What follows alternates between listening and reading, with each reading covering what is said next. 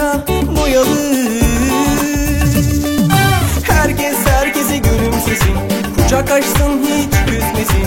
3 günlük dünya malı, boş ver ne varsa dağılsın. Herkes herkese gülümsesin, kucak açsın hiç küsmesin. 3 günlük dünya malı, boş ver ne varsa dağılsın.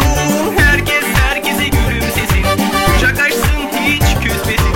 3 günlük dünya malı, boş ver ne varsa dağılsın.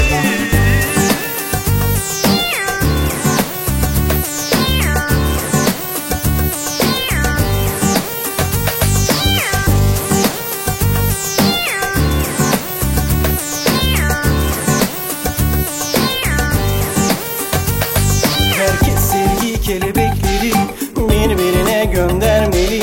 Hayat kısa, bunu bilmeli, herkesi affetmeli. Nefretten uzak duralım, ağlamaya yasak koyalım. Hem sevelim hem sevilelim, sevgiye aşka doyalım. Herkes herkese gülümsesin, kucak açsın hiç küsmesin. 3 günlük dünya malı, boş ver ne varsa dağılsın.